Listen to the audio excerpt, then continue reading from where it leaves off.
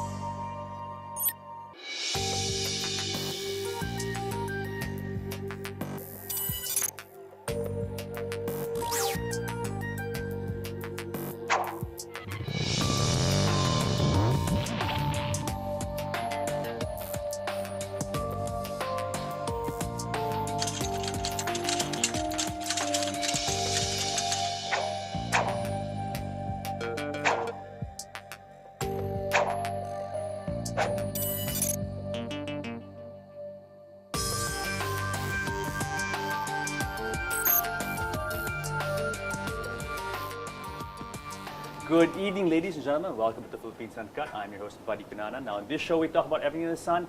And tonight's topic is very interesting. We're talking about addiction. And you're going to meet a very interesting lady who's offering a novel approach to the treatment of addiction. And she is Dr. Nikki Isaacs, and she is an evolutionary psychologist.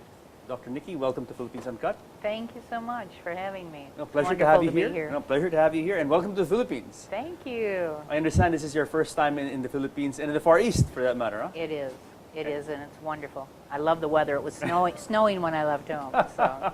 No. Now you're reaching us at our warmest. This is the warmest part of the year, and so if you like warm weather, you've come at the right time. It's perfect. Yes, ma'am. Now, Dr. Nikki, let's talk about you and your background and your interesting profession. You are an evolutionary psychologist. Yeah. Right? So please tell us about yourself. Well, I became a psychologist in an effort to understand addiction because I had healed myself. I was not able to garner the kind of health and life and happiness that I wanted with traditional treatment, and had failed at 12 steps and inpatient treatment. And so I went down a spiritual path, and I had a spiritual epiphany and a major happening and experience that led me in a very different direction that began my healing journey and adventures to heal myself and to seek more information. And I then, decided I needed to go to graduate school and figure out why traditional treatment wasn't working for most people.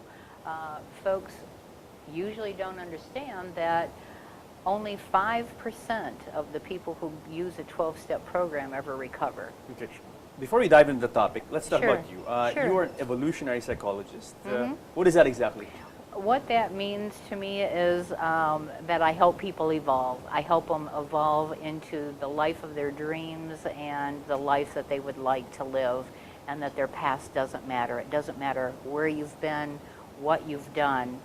The only thing that matters is tomorrow. Nice. Fresh starts. Fresh starts. Fresh starts. Absolutely. Wonderful, beautiful. Now, how long have you been an evolutionary psychologist? Since 2000. And before then, what were you involved in? I worked in the criminal justice field and have done a lot of different things. The U.S. government had also hired me to open a addiction program for pregnant women. It was the first one for indigenous women in Alaska, and the U.S. Congress gave me money to do that because they had the highest rate of fetal alcohol syndrome in the world, and so all of their children, the majority of them, were being born with preventable birth defects, blindness, cerebral palsy, all of those kinds of things. And so at that point in time, this was in 1990, the state of Alaska was actually incarcerating women who were either drug or alcohol addicted, which was against the law, and of course civil liberties got involved. But they did that to try to protect the babies, Yes, you of know. course, of course. And so I opened this treatment center that was between the prison system and healthcare, traditional healthcare, so that we could provide treatment, bring their other dependent children, treat them as a family unit, and then try to mitigate the amount of births and those birth defects. I understand you also worked as a jail warden for a while. Yeah, I did several stints, probably a total of 5 years in the prison system. I did a medium security men's and women's facility where I was the clinical director, and the folks were court ordered to treatment, and I set up that treatment program. Yes. And then in the other facility, it was a juvenile facility for boys from age 7 to 22, and I was warden there for 3 years. How interesting, your career, in the criminal justice system, and then as a warden, and now as an evolutionary psychologist, and you help people with addictions overcome these challenges to live new and better lives, no? But, I mean, let's talk about your personal background. I mean, because you are actually you're walking the walk and you're talking the talk, because you actually have gone through some form of addiction as well. Of course, and Yeah. I've lived it, so I understand the horrors and the pains and the agony of addiction, which is why once I found my way through that maze and then wanted to become educated, I wanted to do everything that I could to keep people from having to experience that. What you went through. Right. Yes. Now, right. what kind of addiction did you go through? I, started out smoking pot and hash, and as things escalated in my life and I needed to self-soothe from some stressful situations, I progressed into cocaine and other kinds of hard chemicals and pharmaceutical drugs. How long a period was this? When you were under About 12 years. 12 years. And what was it like living these 12 years with this condition, with this kind of daily struggle, basically? Well, the daily struggle was really challenging because at that point in time, I was only affiliated with 12-step groups, which taught me that I would have this condition the rest of my life. And that's very hard when you're a young person to live with this label that says you'll never get well. It's a terminal illness. Yes, and yes. so there is no hope. The psychology of hope is not there. And it becomes a self-fulfilling prophecy. And then it's no wonder, as I noted earlier, that only 5% of the people that use 12-step groups get well. By 12-step groups, you mean, so what exactly? I mean, give us an example. An example of a 12-step group would be Alcoholics Anonymous They're or very famous, Narcotics Anonymous. Any of those 12-step groups. Very high profile, very well known groups. Very well known. But what I did for my dissertation was I dissected that group from a medical perspective. Everything that they do, their rituals, their slogans, their approach to treatment, even though it's a spiritual program, no one had ever dissected it that way. And it doesn't meet the criteria of what current knowledge is about the psychology of human beings and healing. Okay. Now, coming from your pharmaceutical and cocaine addiction, I understand you progressed, you shifted to another type of addiction. I did. I shifted to a food addiction, Okay. having left all of the drug addiction behind. Now, how did you And, do that? How come you moved from drug addiction to food addiction? What made you shift? my new line in the dirt was I wasn't going to do drugs. Okay, so You know, find a substitute. so I didn't consciously really say, okay, I'm going to just, choose Okay, food. okay. Because really, when denial is there, I looked in the mirror for a long time and didn't see the weight and didn't see where I was at. And, when I hit my bottom with that, I weighed 328 pounds. Because of And- your food addiction. Yes, Wow. and so I've lost about 160 pounds. I would like to lose another 20, but, Well, good luck here in the Philippines because we have very good food. I agree. I think you put on maybe a couple of pounds here.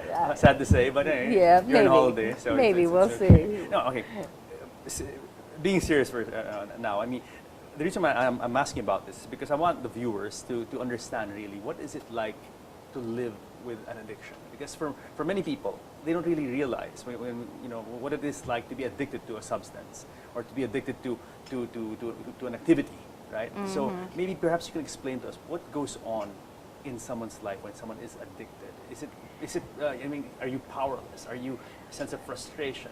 Are you depressed? I would call it feeling a sense of being a slave and having given your life over to something else that's controlling it outside of yourself. Okay. So very debilitating. in It's many very ways. debilitating, it's very depressing, you're not sure how to get out of it. It's like being in the ocean without a lifesaver and there's no boats going by. How does one get through the day, the weeks, the months with this type of problem? No? You keep using. You have to be on it. You keep using because that gives you that sense of self-soothing. Self-soothing, good word.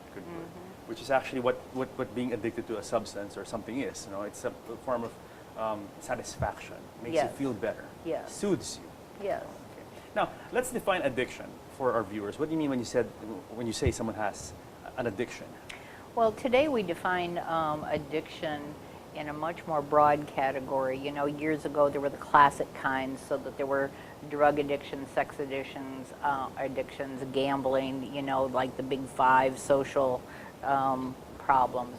But today it's defined more loosely in the sense that it's any behavior that can facilitate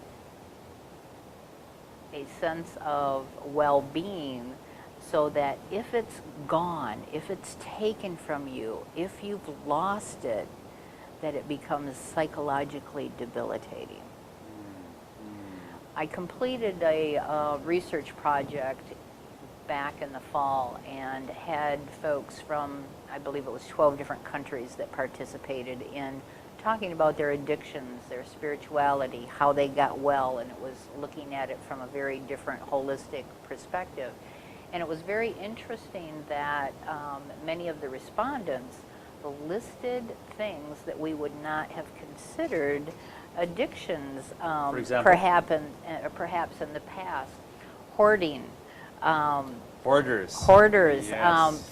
Folks self-identified themselves as hoarders, as having relationship addictions. Relationship addiction. What is a relationship addiction? Interesting. Having a sense of a connectedness to somebody who wasn't healthy for them, and that they continued that. So if you think about women in relationships with a batterer in domestic violence, And or you wonder, something, how come you why stick around? why do they stay? Yes. This was an example of somebody that shared that information. So people now are perceiving that if they're in a situation that's unhealthy, it's causing them psychological trauma, but yet they can't stop that behavior. They're perceiving it now in this broader context of addiction. Do you notice that as we move move into the 21st century, and there are so many distractions, so many things that one can get addicted to? Would it follow that addictions are on the rise or are increasing as we live in this modern world where there are a lot of things that can give us solace and comfort and soothe us?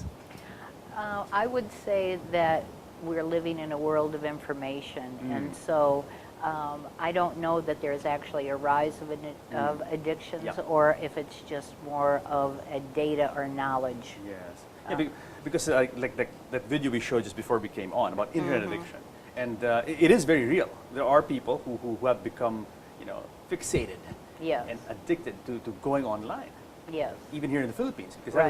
that was a U.S. Short documentary, right? But even in the Philippines, I'm sure there are people who are addicted to the internet, There are, and or cell phone use, or texting. certainly, Things like that. certainly. But I guess I would say this, having read a lot of research studies about internet and tech addiction, there's many different camps on this and different philosophies. There's psychiatrists over here from Tel Aviv who believe that it's such an addiction that I should write you a prescription and medicate you. Okay? So you have that The camp. pharma approach. You have Yeah. the pharma approach. Then you have these Chinese researchers over here who believe that it's a significant, potentially damaging brain problem. Mental. Mental It's a mental problem. But yet, their approach to that is if we can't discipline you adequately to reduce your usage, we're going to use electric shock therapy to prevent you from doing that. Okay. Now, electric shock therapy hasn't been used or in vogue for a very, very long time, maybe over 100 years now, because of the increase in violence and the other potential problems and damage that the electrical shock can cause in the Yes. brain. Yes. So there are many camps on where this is at, and I'm sure that the debate is going to continue for some time. My take on it, especially for kids, when you look at the list that was just on the video Yes. of the particular kinds of issues that people have, Physical and social and all that, no? and those kind of things, I would say if you took the word internet out and you were talking about a typical teenager, they're rebellious, they're anti-authority, they don't follow rules, their hygiene isn't good, they don't do what you ask them to do, okay? You see where I'm going Yes, with this, okay? yes, yes. And having been a warden of delinquent kids, if I had a child at home who wasn't on drugs, who wasn't in a street gang, who was home using the computer, I'd say thank you, Jesus, every day. And really Yes. look for some really big telltale signs that there were some issues. But the vast majority of those things are normal childhood things. And I don't care what generation you talk to. We could talk to our grandparents, and they weren't happy with what development processes their children went through. And I've never seen a generation that I've been exposed to that was really happy with what their teenagers went through, whether it was rock and roll, tattoos, Video games. video games, the whole thing. Yes. It's just a part of Growing up, of again. that Yes, growing life. up piece. Now, do things get out of hand? Sure, but not for the vast majority. Yes. Dr. Isaacs, Dr. Nikki, we have to pause for a break. Okay. But we'll continue after in our second segment. So, Okay. guys, don't go away because more of Understanding Addiction with Dr. Nikki Isaacs when Philippines Uncut returns.